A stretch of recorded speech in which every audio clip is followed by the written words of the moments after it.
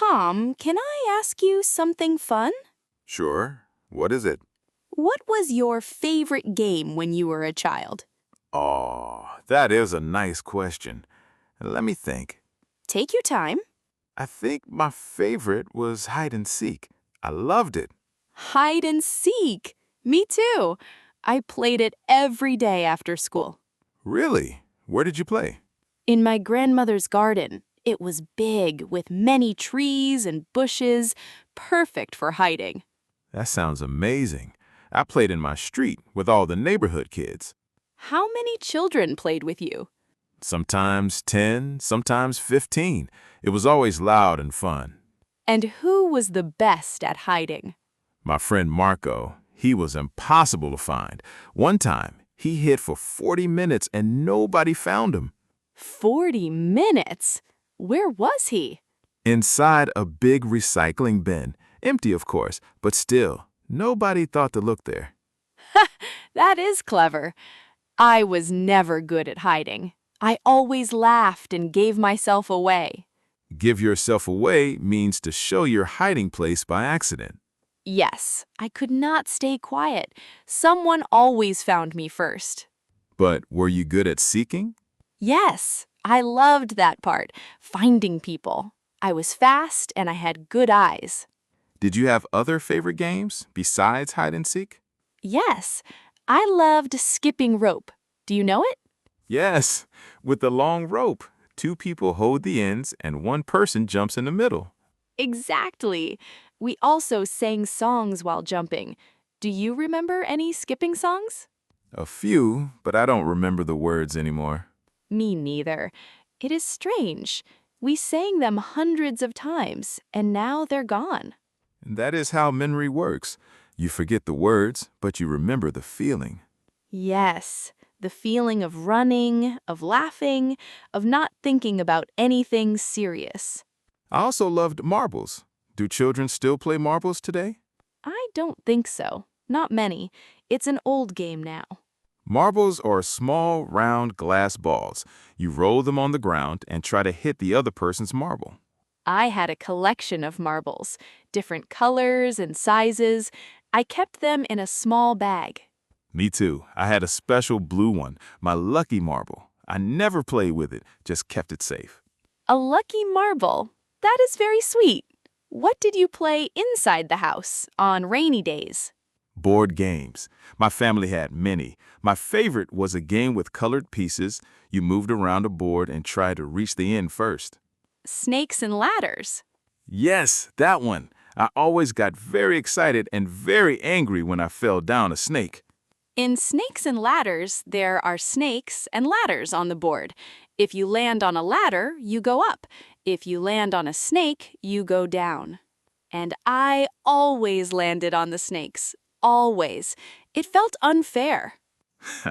I loved card games, especially one where you tried to have no cards left in your hand. Crazy Eights? Yes, my grandmother taught me. She was very good. She always won. Grandparents and card games, that is a very universal memory. Yes, every culture has it, I think. Do you think children today have the same experience with games?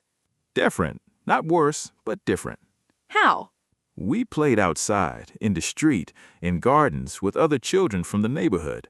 We needed people to play. Today, many games are on screens. You can play alone, anytime, anywhere. Which is convenient, but maybe something is missing. What is missing?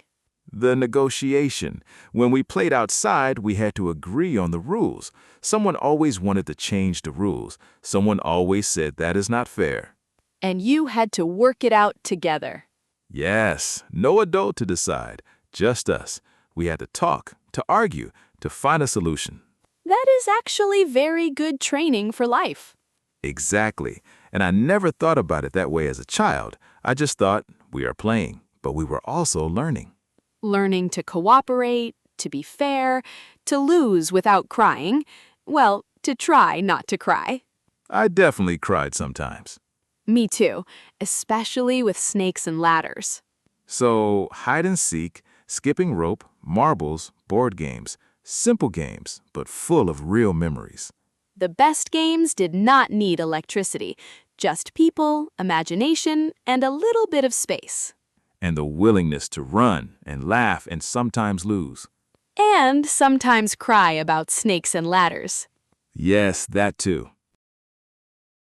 James, I have a question for you. Sure. What is it? Where did you grow up? I grew up in a small town in the north of England. Very cold, very green, very quiet. That sounds very different from where I grew up. Where did you grow up? In a big city. Lots of noise, lots of people, lots of traffic. Always busy. So we had very different childhoods. Very different. But I think both are interesting. Tell me more about your town. What was it like? Very small. Maybe 3,000 people. Everyone knew everyone. That sounds nice and a little scary. Both. If you did something wrong, your parents knew before you got home. No secrets in a small town. No secrets at all. The butcher told the baker told the school teacher told your mother. Like a telephone game, but about your behavior. Exactly. You had to be careful. And what did you love about it? The nature. We had forests, rivers, hills. I spent hours outside every day. Nobody was worried. It was safe. That sounds like freedom. It was real freedom. I knew every path, every tree, every secret corner. And your city, what was it like growing up there? Exciting. Always something happening. Shops, parks, people from different countries, different languages. That sounds very stimulating. Stimulating means it gives you a lot to think about and explore. Yes, lots of things to see and do. Yes, we had museums, cinemas, markets. On weekends, my parents always took us somewhere new. That sounds wonderful. It was, but sometimes I wanted quiet. The city never stops. At night, at weekends, always noise. You wanted what I had, and maybe I sometimes wanted what you had. The grass is always greener. The grass is always greener means you always think the other person has something better. Yes, I wanted your forest, and you probably wanted my cinema. Definitely the cinema. We had one cinema, one film for 3 weeks. We had 10 cinemas, and I never appreciated it. Tell me about your neighborhood, the street where you lived. It was a busy street. Lots of shops at the end. A bakery, a hairdresser, a small supermarket. Did you know your neighbors? Some of them. The old lady next door, she always gave us biscuits. And the family upstairs, their dog was very loud. In my town, everyone knew everyone, but in the city, it is different. Yes, you can live next to someone for 10 years and not know their name. That feels strange to me. It felt normal to me. But now I think, maybe that is a little sad. In my town, if you were sick, 3 neighbors brought you soup without asking. That is beautiful. We never had that. But you had so many other things. Tell me about the house where you grew up. A small stone house, old, cold in winter, but warm inside because of the fireplace. A real fireplace. I always wanted one. It was magical in winter. The whole family sat around it in the evenings. What did you do? My father read books, my mother knitted. My sister and I played games or listened to the radio. The radio? Not the television? We had a television, but we did not watch it every evening. The radio was often on. My house was an apartment on the 5th floor. No garden, no fireplace, but big windows. Big windows in a city, you could see so much. Yes, I could see the street below, the people, the buses, the lights at night. I loved watching from the window. Like a private cinema, your own show every evening. Yes, exactly. I never thought about it that way. But yes, my window was my show.